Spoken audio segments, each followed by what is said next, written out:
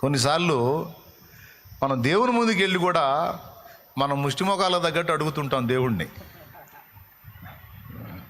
మీరు అనలేదు, మళ్ళీ నన్ను కూడా కలుపుకున్నాను. ఎప్పుడు కూడా దేవుని ముందు పోయి కూడా మనం ముష్టిమొఖాల తగ్గట్టు అడుగుతూ ఉంటాం. కాదు, దేవుడు సర్వభూమికి రాజు.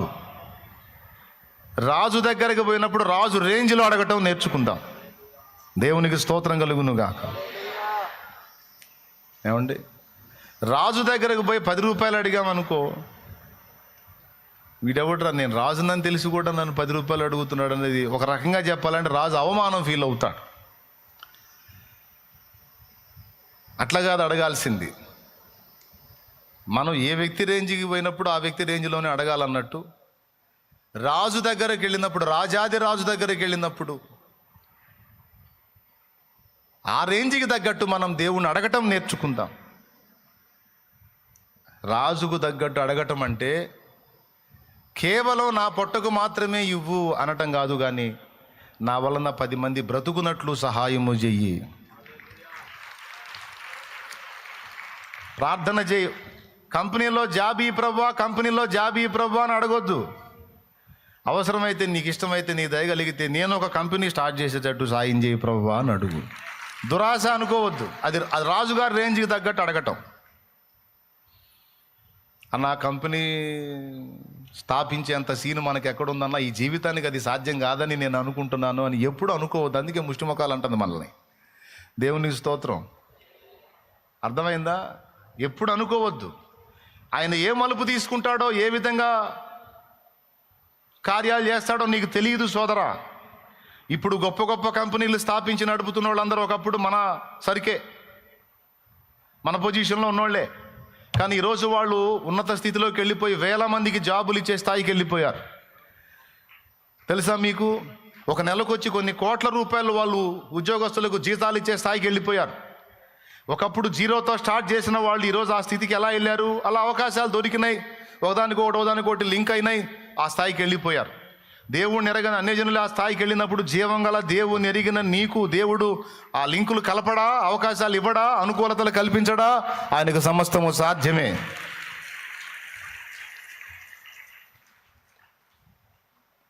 డౌటే లేదు అందులో. రాజాది రాజు ముందుకెళ్ళినప్పుడు ఆయన రేంజ్లో నువ్వు అడుగు.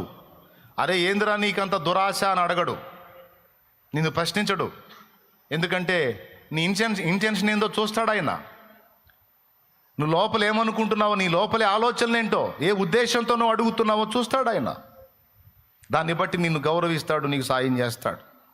హృదయంలో అయితే ఎప్పుడు ఉండాల్సినటువంటి ఆశ, నేనొక్కడిని తిని నా కుటుంబం నేను మాత్రమే కడుపు నింపుకోవటం కాదు, నేను చేసే కార్యం వల్ల 10 మందికి అన్నం దొరకాలి, 10 మందికి అన్నం దొరకాలి, 10 మంది కడుపులు నింపబడాలి, 10 కుటుంబాలు బాగుపడాలి, 10 మంది పచ్చగా ఉండాలి, 10 కుటుంబాలు పండగ చేసుకోవాలి. కాబట్టి కంపెనీలో జాబ్, కొంతమంది కంపెనీలో జాబ్ దొరకలేదని ఏడుస్తూ కూర్చుంటారు. వెర్రిముఖం. అది కాదు అసలు నీ ప్రార్థన. నా తండ్రి నీకు ఇష్టమైతే ఒక కంపెనీ నేను మొదలు పెట్టేటట్టు సహాయము చేయి. నా నుండి ఒక కంపెనీయే స్టార్ట్ అయ్యేటట్టు సహాయం చేయి. అది కొంచెంగా ప్రారంభం అవ్వచ్చు, అది విస్తారం అవ్వచ్చు, దేవుడి చిత్తం. నువ్వు అడగటం తప్పు కాదుగా, కానీ మన హృదయం ఎప్పుడు కూడా ఆ విధమైన ఆలోచనలో ఉండాలి. ఆఖరికి నువ్వు వ్యవసాయం చేసినా కూడా 10 మందికి పని దొరికేటువంటి మైండ్ కలిగి ఉండాలి. ప్రభువా నాకు పెట్టుబడి నాయన 1 ఎకరం కాదు 10 ఎకరాలు వేస్తా, 10 ఎకరాల్లో 100 మందికి పని దొరికిద్ది ప్రభువా, సాయం చేయి నాయన అని ప్రార్థన చేయాలి. పండేటట్టు చేయి ప్రభువా, గిట్టుబాటు ధర వచ్చేటట్టు చేయి ప్రభువా, సరైన పంట ఎంపిక చేసుకోవడానికి కూడా నాకు తెలివిని ప్రభువా. అంతకు ముందేడు పొగాకేశారు, పిచ్చ లాభాలు వచ్చినాయి. అంతకు ముందేడు తర్వాత ఏడు పొగాకేశారు, ఇప్పుడు అందరూ పెద్ద బేషన్ తీసుకొని తిరుగుతున్నారు. అంతకు ముందు వేసిన వాళ్ళకి ఫుల్ లాభాలు వచ్చినాయి. ఈ ఏడు మొత్తం ఎక్కడ పెట్టినా పొగాకు. ఇప్పుడు రేటు రాక వానక తడిసి ఎండకేంటి అడి తిప్పేసుకొని ఇటు తిప్పేసుకొని సరిపోయింది. అట్లా కాదు. పంట వేసేటప్పుడు కూడా ప్రార్థనాపూర్వకంగా సిద్ధపడి,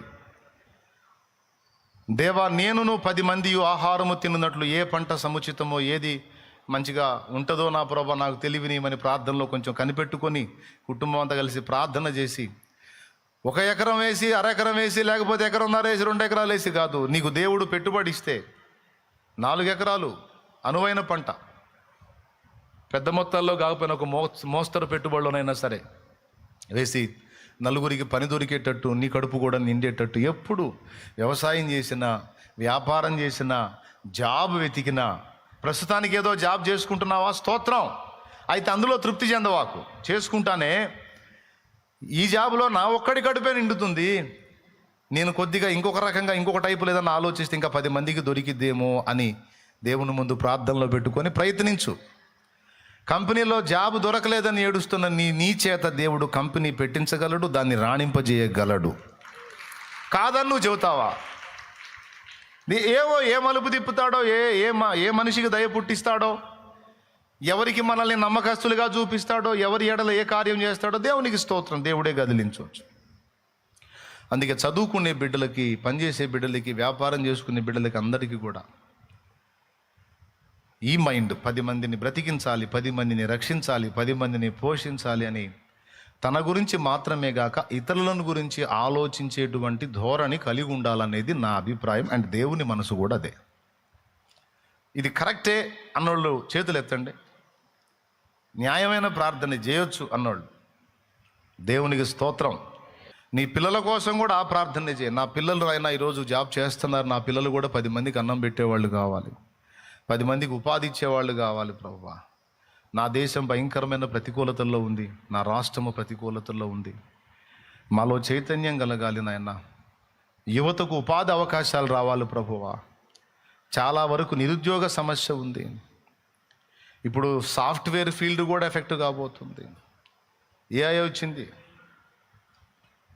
ఆర్టిఫిషియల్ ఇంటెలిజెన్సీ. దాని వలన ఇప్పుడు రాబోతున్నటువంటి 5 సంవత్సరాల్లో కొంచెం ఎఫెక్ట్ అవ్వబోతుంది. ఇప్పటికే 70,000 ఉద్యోగం, నేను చూశాను, 70,000 సాఫ్ట్వేర్ ఉద్యోగాలు బ్రేక్ చేశారంట. ఇంకేదన్నా ఇంకోటి కనపడుతుందా అంటే అందరికీ కనపడుతుంది అదొక్కటే, ఇంక వేరే ప్రత్యామ్నాయం కనపడట్లా. కానీ ఇంకా వేరే విషయాలు, వేరే ఫీల్డ్స్ కూడా అభివృద్ధి చెందాలి. మన వాళ్ళు ఇంకా మెచ్యూర్డ్గా ఆలోచించాలి, ఇంకా అభివృద్ధి జరగాలి. దానికోసం ఖచ్చితంగా ప్రార్థన చేయండి. చేసి నేను చెప్పినట్టుగా దేవునికి మొరపెట్టండి. భయపడకండి, ఏం కాదు. ఇప్పుడు 5 ఏళ్లలో ఇంకో మలుపు దేవుడు తిప్పొచ్చు, ఏదో కార్యం చేయొచ్చు. టెన్షన్ పడకండి. టోటల్గా మీ అందరికీ చెప్పొచ్చేది ఏంటంటే, మనందరి హృదయాలలో నేను 10 మందికి పని కల్పించే విధంగా తయారు కావాలనే ధోరణి అయితే మంచిది. అసలు క్రైస్తవుడు అనేవాడికి కలిగి ఉండాల్సిన ధోరణే అది. నేనొక్కడనే రక్షింపబట్టం కాదు, 10 మందిని రక్షణలోనికి నడిపించాలి అనేది మన నినాదం కదా. నేనొక్కడిని నా నిత్య జీవానికి వెళ్ళటం కాదు, నేనొక్కడిని నరకం తప్పించుకోవటం కాదు, 10 మందిని తప్పించాలి, 10 మందిని నిత్య జీవానికి చేర్చాలి అనేది కదా మన భారం. అందుకోసం మనం ప్రార్థన చేస్తాం, అందుకోసం మనం కన్నీరు విడుస్తాం, అందుకోసం మనం సువార్త పత్రికలు పంచుతాం, అన్నీ చేస్తాం. మన టైముని, కష్టాన్ని, ధనాన్ని అన్నిటినీ వెచ్చించి 10 ఆత్మల్ని రక్షించాలని తపన పడతాం మనం. అది ఒక క్రైస్తవుడి యథార్థమైన హృదయం, మంచి హృదయం, దేవుని మనసు. అది ఎవరి మనసు? దేవుని మనసు. తన కోసం తను బ్రతకటం కాకుండా 10 మంది కోసం బ్రతకటం అనేది. నేను అంటున్నాను, ఆత్మ సంబంధమైన విషయాలే కాదు, భౌతికంగా కూడా క్రైస్తవుడు అలానే ఉండాలి. మొన్న మెదక్ ప్రాంతానికి వెళ్ళాను నేను. అక్కడ మెదక్ చర్చి, ఫేమస్ చర్చి ఒకటి ఉంది. అక్కడ ఒక దైవజనుడు, ఆయన ఒక దొరగారు, ఆయన దైవజనుడు. ఆ ప్రాంతంలో కరువు వచ్చింది, ప్రజలకి ఉపాధి మార్గం లేదు, పనులు లేవు. ఆ టైంలో ఆయన ఒక ఆలోచన చేశాడు. వాళ్ళు దొరలు కదా, వాళ్ళ దగ్గర పైసలు ఉంటాయి.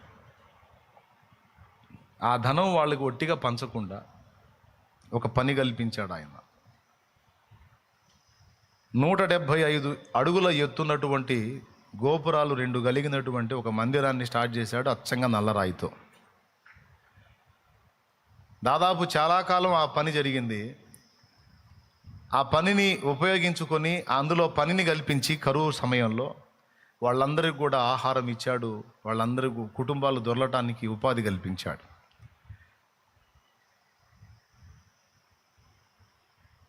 అంటే అటు ఆధ్యాత్మికం కట్టాడు, వెళ్ళిపోయాడు. అది ఈరోజు తెలంగాణలో అతిపెద్ద ఎత్తైనటువంటి చర్చ్ అది. విచిత్రం ఏంటంటే పోతే అక్కడంతా కూడా తెలంగాణ బిడ్డలంతా ఆ తెలంగాణ భాష మాట్లాడేటువంటి ఆ విధమైన తెలుగు మాట్లాడే వాళ్ళందరూ అక్కడ ఫుల్గా ఉన్నారు. అబ్బా మంచి పని చేశాడు, దేవునికి స్తోత్రం అనిపించింది.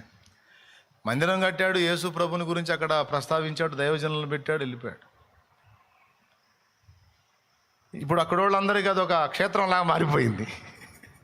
ఆనాడు ఉపాధి ఇచ్చింది, ఈనాడు కూడా అనేక మంది ఆధ్యాత్మిక ఆకలి తీర్చేటువంటి ఇదిగా మారిపోయింది. అంటే భౌతికంగాను ఆధ్యాత్మికంగాను కూడా క్రైస్తవుడు ఆలోచించాలి అనేది ముందు మాటగా మీకు అందిస్తున్న బిడ్డలారా, దేవునికి స్తోత్రం.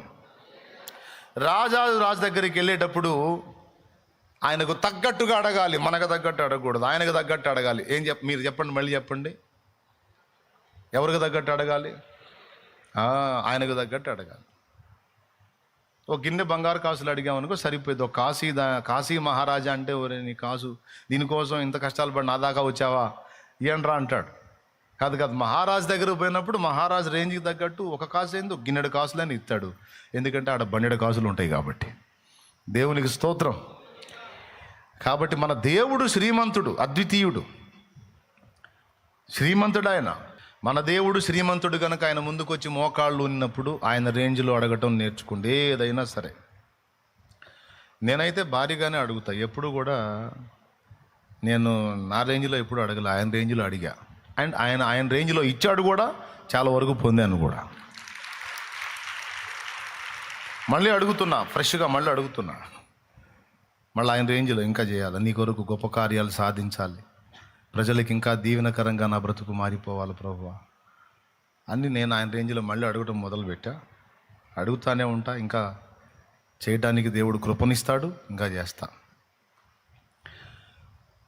తండ్రి సన్నిధి పరిచర్యలో 2 విధములుగా దేవుడు కార్యం చేస్తూ ఉన్నాడు. ప్రజలు భౌతికంగా దీవించబడటానికి, ఆధ్యాత్మికంగా బలాభివృద్ధి పొందడానికి 2 కార్యాలు కూడా నా దేవుడు చేస్తూ ఉన్నాడు. ఆయనకే మహిమ.